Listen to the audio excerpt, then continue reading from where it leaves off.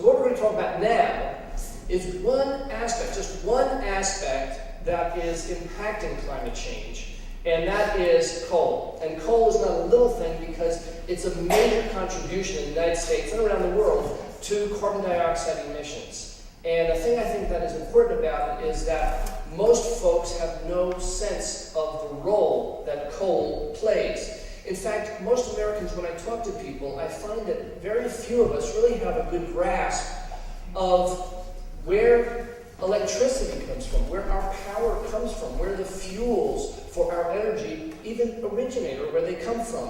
And as I've often said about garbage and recycling in Montclair, is that if you don't know where your garbage goes, it really doesn't matter to you how much you make, and therefore you really don't have a big incentive to recycle as much as you can because you don't really know where the garbage goes, and you don't know if where it goes is bad or good or anything. And the fact that it goes into somebody else's backyard, into a huge mass burn incinerator 3 blocks from a school, while our diesel fumes fart in their face while they're doing it. Excuse me, my house of worship. But it has social and ethical connotations to it that we all need to become more aware of our impacts. And the same thing with our electricity. If we don't know where it comes from, we don't know the source of it, is there a lot of it, is there a little bit, we really don't it's hard to get us to really care about it. Okay, so why should we save energy is really kind of the background to it. We know it somehow contributes to climate change, but I know I can save some money somehow, and where does it come from? Do we have a lot of it, or is it all going away? What's the deal with coal? Next one. Richard, this is going to be really fast. Okay, so basically the background is that we produce more energy than any other nation in the world, by far. We bring in more than any other nation. We import more energy than any other nation, and consequently, by the transitive property of equality, you can very clearly figure out that we are the largest consumer of energy compared to any other nation. So how much of these fuels do we actually have? Well, we're doing pretty good in oil. We're almost in the top 10. The 6th in gas, but nobody has as much coal as we have. We've got more coal than anybody. We are the Saudi Arabia of coal. Next.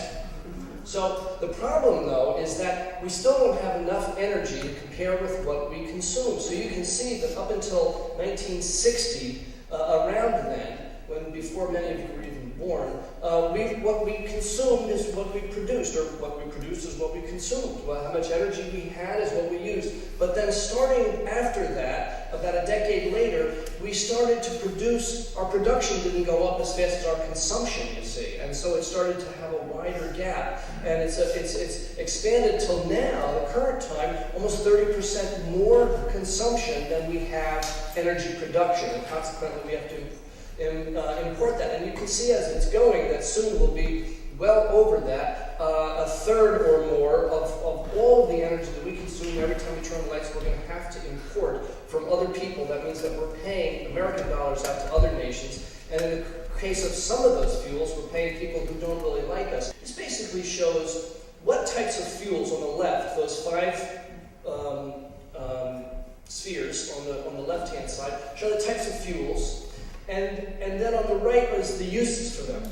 And back to the left, as you see the lines coming off each one of those, there are the numbers that break down to show you what percentage of that fuel goes where. And on the right-hand side, it's not the same number, you understand. On the right-hand side, you can see for any one of those sectors where they get their energy from. So it sort of gives you a sense. So for example, at the top, petroleum. Well, obviously, 2/3 of all of our petroleum use, the vast majority of it, goes to transportation. Another quarter, 24%, goes down to industrial because we use petroleum also in our factories. A very small amount goes to residential and commercial, and that is home heating oil. But you can imagine how much more is going to transportation. By far, the biggest use of our petroleum is for transportation. And only a tiny bit goes to electric power. Only 3% of all petroleum use goes to generate electric power. That's what drives me nuts when I hear politicians, they really don't grasp some of these things. And as much as I'm a fan of renewables, they often say we need to get sun and wind technologies so that we can get off of foreign fuels. Hello? Solar and wind generate electricity. We don't use petroleum for electricity. It's two different two different fields there, really. There's not really a connection. If, on the other hand, you look at transportation, where does transportation fuels come from? Well, the vast majority, 96%, is coming from petroleum. That's what generally drives transportation. 3% comes from natural gas. We have some of them right here in Montclair. We have natural gas-driven vehicles. And renewable fueled transportation, that would be your biofuels basically, is about it. So the 96 plus 3 plus 1, that's 100% of the fuels for transportation. You can see that there's no coal being used for transportation. There's no nuclear being used for transportation. A very simple one is nuclear. You see that 100% of nuclear is going to electric power. We don't use nuclear for our homes, and we don't use it for transportation, not yet. On the right-hand side, though, when you look at electric power, down at the bottom on the right, where do we get our electric power from? Well, from nuclear, you see only 20%. 20%, that's what we get. Of the whole mix, a fifth of our electricity in America is generated from nuclear power. The lion's share, over 50%, comes from coal. Smaller numbers would be natural gas, and what they call, and a little bit 3% from petroleum, but is that like 8% from renewable, 9%, that's good news. The bad news of that is that probably 90% of that 9% is from hydro. They consider a renewable fuel, and so very, very little still is coming from solar or from wind. So I find that kind of illuminating to figure out, what kind of fuels do we have, how much gets used for what, and where does it come from? Because, again, this is important stuff. Believe me, in most countries, not all, maybe not in the affluent nations of Europe or maybe in Japan, maybe they're like us, but in most other countries, they all have a really good sense of where their energy comes from. They know what it costs, they know what the impacts are, and often it's not generated really far away. Next slide. So coal is what we're here to talk about, and basically, that's 90% of the use is what goes for electric power. That's how we use coal. Next one.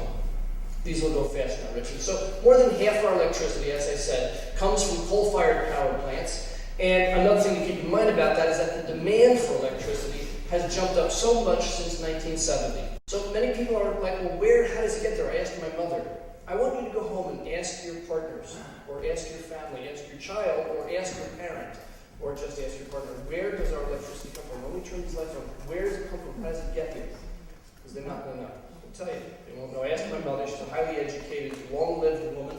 She said, lightning, I think. Like lightning? Something like that. So maybe referring to the Ben Franklin story, I'm not quite sure where she got that from. But at any rate, basically, all of our electricity comes from power plants, which are often in the northeastern part of the United States, situated far away from where we live, for obvious reasons. And basically, they take, in the case of a coal-fired power plant, they have a huge supply of coal, which goes on a conveyor belt into a huge burner. And in that burner, it generates very, very hot temperatures, and they boil water. And the steam from that process of burning the coal runs a turbine. The power in steam, the inherent power in the steam, runs a turbine, and then that runs a generator, and from there the power is expelled out of the power plant. And then basically you can see to the top right is where the power plant is, and it goes through huge transmission lines, not the ones down the street, but the big ones. You see sort of like those freeways of transmission lines. They go to a small substation, and then they go to the distribution lines that come up and down our street, and from there that's easy. Yes, then it comes into our house, into this building, into our schools or our businesses where we work. So that's basically where that comes from. Next slide. What is coal? It all basically comes from plant material. That's why coal is a fossil fuel. It's not a mineral, right? And you know what fossil fuels are. It's like petroleum or natural gas. Petroleum is completely made from sea creatures, once living sea creatures. Coal is completely made from once living plants. Natural gas is the residues from once living either. It's both plants and animals, including dinosaurs, is the famous thing. But coal is mined as though it were a mineral. It's dug out of the side of mountains. How that process works, of how it got hard like that and ended up in the mountains, that's a geologist can tell you, but that's the bottom line.